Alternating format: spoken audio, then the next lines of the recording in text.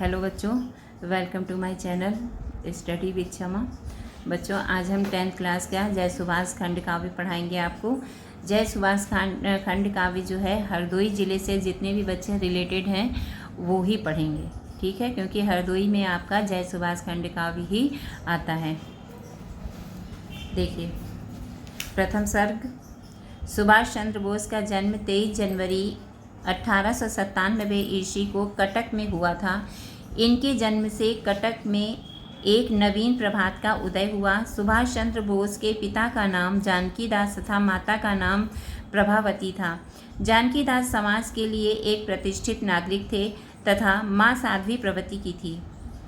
बाल्यकाल में सुभाष चंद्र बोस के जीवन पर अपने माता पिता का गहरा प्रभाव पड़ा। उनकी माता प्रारंभ से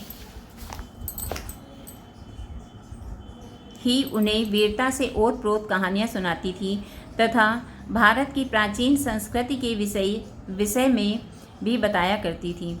इस प्रकार सुभाष चंद्र बोस के हृदय में प्रारंभ से ही स्वदेश प्रेम की भावना जागृत हुई।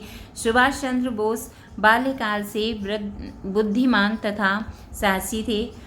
अनेक गुणों से संपन्न अपने गुरु वेणी माधव के संपर्क में आने पर उन्होंने समाज सेवा के व्रत को अपनाया।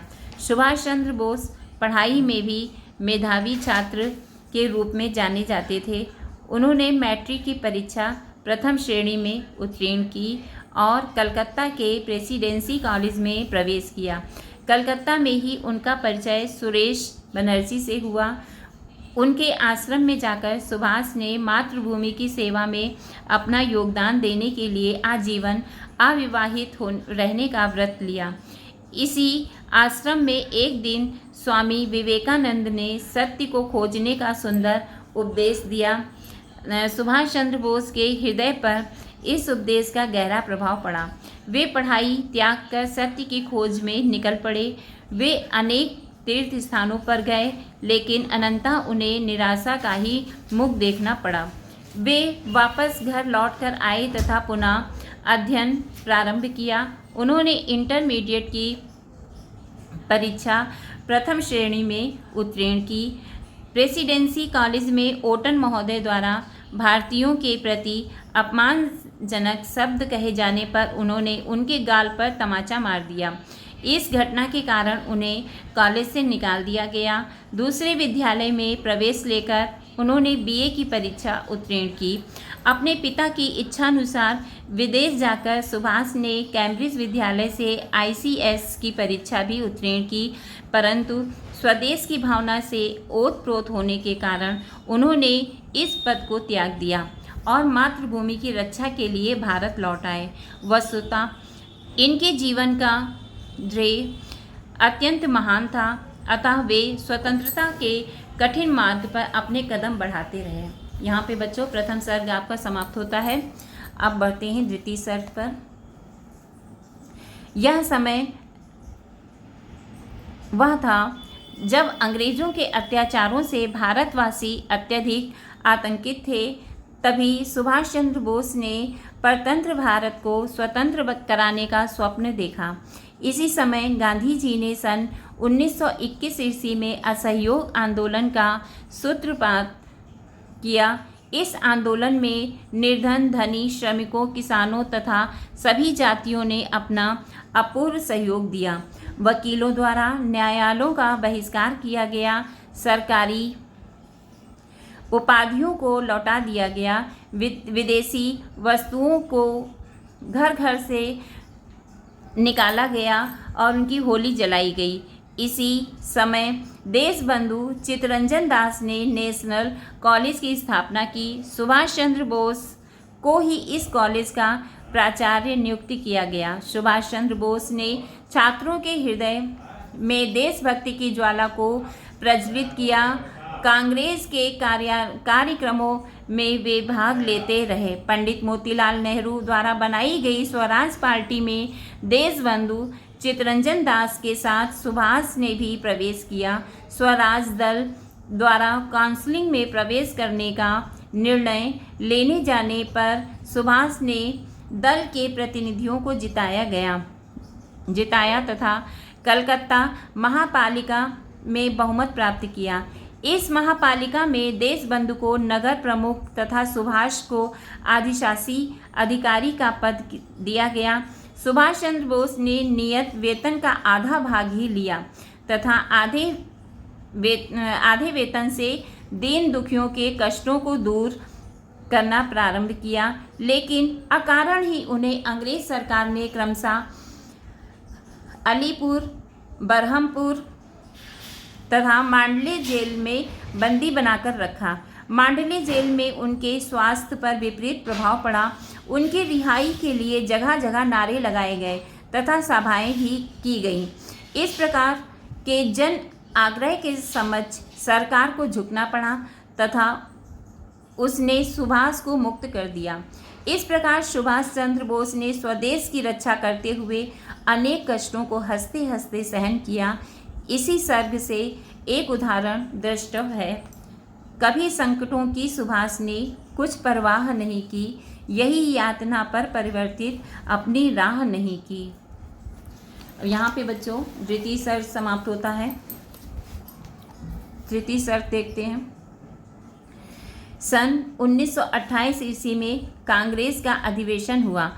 भारत के नर नारी इस अवसर पर हर्ष विभोर थे। भारत के कोने कोने से नेतागण आए हुए थे। इस अधिवेशन में पंडित मोतीलाल नेहरू को अध्यक्ष बनाया गया। सुभाष चंद्र बोस स्वयंसेवकों के दल के सेनानी बने हुए थे। अधिवेशन के आयोजन का श्रेय सुभाष चंद्र बोस को ही प्राप्त हुआ। सभी व्यक्ति उनकी जय जयकार कर रहे थे। सभा में राष्ट्रगान के साथ राष्ट्रीय ध्वज फहराया गया। सारा वातावरण भारत माता की जय जय से गूंज उठा। पंडित मोतीलाल ने भी सुभाष की प्रशंसा करते हुए उन्हें पुत्रवत बताया। सुभाष चंद्र बोस को कलकत्ता का मेयर चुना गया। उनके व्यक्तित्व की विशेषताओं को दर्शाती हुई निम्नलिखित पंक्तियाँ द्रष्टव्य हैं। वह निर्वाह स्वयं कर्तव्यों का भली भांति करते थे, यथाशक्ति नागरिकों का भी कष्ट सभी हरते थे। इस समय स्वतंत्रता सेनानियों के एक जुलूस पर पुलिस द्वारा लाठियां चलाई गईं, जिसमें सुभाष के शरीर पर भी चोटें आईं। तत्पश्चात उन्हें 9 मास के लिए अलीपुर जेल में भेज दिया गया।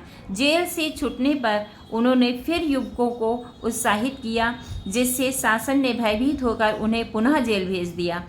जेल में ही उन्हें अपने रुग्ण माता पिता की मृत्यु का समाचार मिला और तभी वे कटक के लिए रवाना हो गए। उन्होंने इंडियन स्ट्रगल नामक पुस्तक भी लिखी। सन 1936 ईस्वी में उन्हें पुनः गिरफ्तार कर लिया गया। लखनऊ में हुए कांग्रेस अधिवेशन में उन्हें अध्यक्ष बनाने की मांग की गई, परंतु पूर्ण रूप से स्वस्थ न होने के कारण उन्होंने इस पद को स्वीकार नहीं किया। पूर्ण स्वस्थ हो जाने के बाद उन्हें हरिपुरा कांग्रेस अधिवेशन का अध्यक्ष चुना गया। यहाँ पे बच्चों आपका तृतीय सर्ग भी समाप्त होता है। अब पढ़ते हैं चतुर्थ सर्ग। ताप्ती नदी के तट पर स्थित विट्ठल नगर में कांग्रेस का 51वां अधिवेशन हुआ। इस अधिवेशन में 51 राष्ट्रध्वज फहराए गए तथा 51 बैलों के रथ पर बैठकर सुभाष चंद्र बोस आए। इसके उपरांत त्रिपुरा कांग्रेस अधिवेशन में 2 महान नेताओं में अध्यक्ष पद के लिए चुनाव हुआ, जिसमें पट्टाभी सीतार मैया हार गए और सुभाष जीत गए, परंतु गांधी जी सुभाष के स्थान पर पट्टाभी सीतार मैया को अध्यक्ष पद पर देखना चाहते थे। अतः गांधी जी द्वारा रोष प्रकट करने पर दल की एकता के लिए उन्होंने अपना पद त्याग दिया और फॉरवर्ड ब्लॉक नामक दल गठित किया। कलकत्ता में स्थित ब्लैक हॉल नामक स्मारक को, जिसमें अनेक अंग्रेजों को जिंदा जला दिया गया था, हटवाने के लिए नेताजी ने बहुत प्रयास किया, जिसके परिणाम स्वरूप उन्हें जेल भेज दिया गया। जेल से मुक्त होने पर उन्हें अपने घर में ही नज़रबंद रखा गया। इस प्रकार सुभाष चंद्र बोस निरंतर मातृभूमि के लिए अंग्रेज सरकार की यातनाएं सहते रहे। यहाँ पे बच्चों चतुर्थ सर्ग भी समाप्त होता है। अब बढ़ते हैं 5वें सर्ग पर। पंचम सर्ग।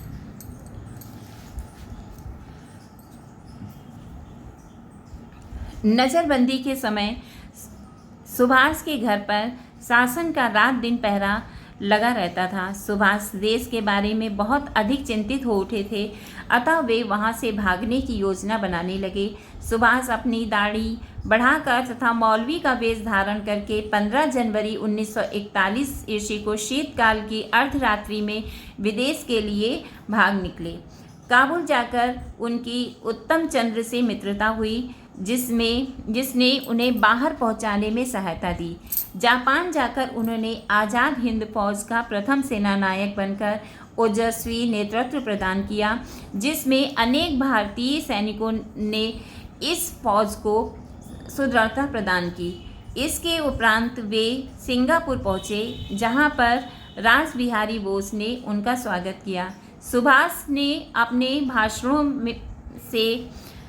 भाषणों से वहाँ की जनता में नव चेतना जगाई। सुभाष की सेना के भीतर नेहरू, गांधी, आज़ाद और बोस नामक 4 ब्रिगेड बनाए गए।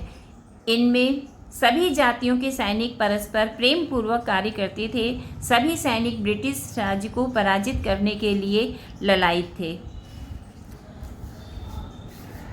पंचम सर्ग समाप्त होता है। षष्ठ सर्ग देखिए। सिंगापुर में सैनिकों को संबोधित करते हुए सुभाष ने नारा दिया, तुम मुझे खून दो, मैं तुम्हें आज़ादी दूंगा।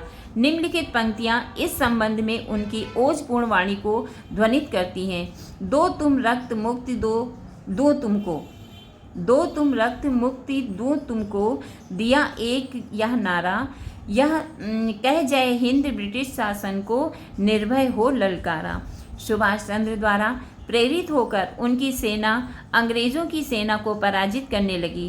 भारत माता की जय तथा नेताजी की जय जय के साथ आज़ाद हिंद फौज निरंतर आगे बढ़ती रही।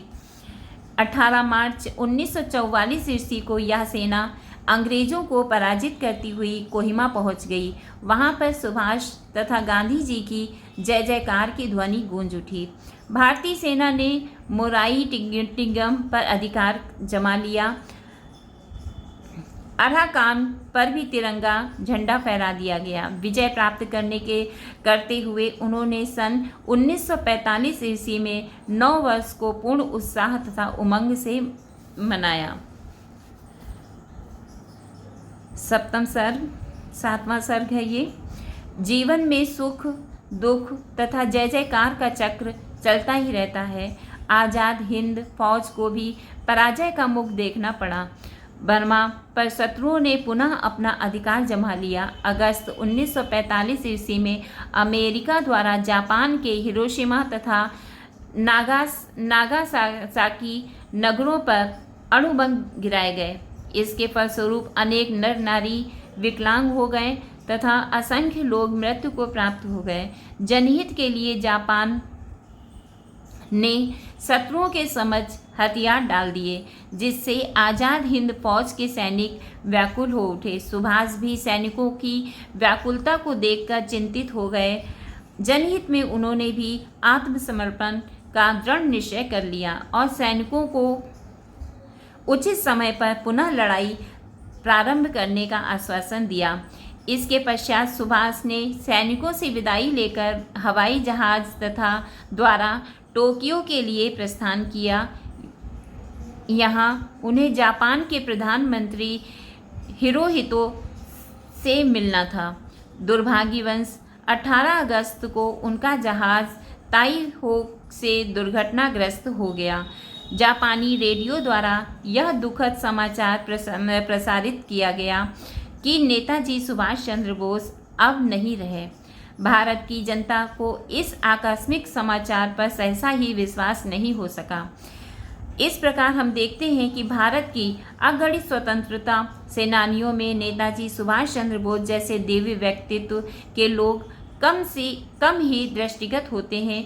इसलिए कवि ने स्वयं उनके विषय में कहा है, यूँ तो हुए देश में अगणित स्वतंत्रता सेनानी, यूँ तो हुए देश में अगणित स्वतंत्रता सेनानी, पर उनमें नेता सुभाष सी कम की दिव्य कहानी। यद्यपि आज नेताजी नहीं हैं, तथापि उनकी अमर वाणी भारत, बर्मा व सिंगापुर मिट्टी में सदैव गूंजती रहेगी। भारतवासी युगों युगों तक उनकी अमर गाथा का गान करते रहेंगे। यहाँ पे बच्चों आपके सारे सर्च समाप्त होते हैं।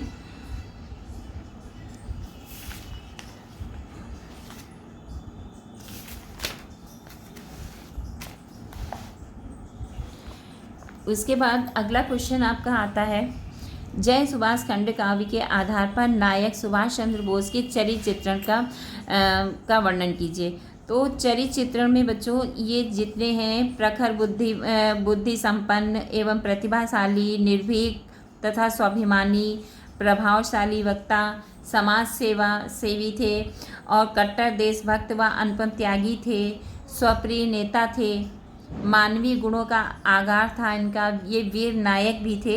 इस तरीके से हेडिंग डाल के इनके बारे में आप अपने आप ही स्वतः लिख सकते हैं। ठीक है, अब वीडियो को यहीं पे बंद करते हैं। वीडियो पसंद आया है तो like and subscribe my channel. Thank you.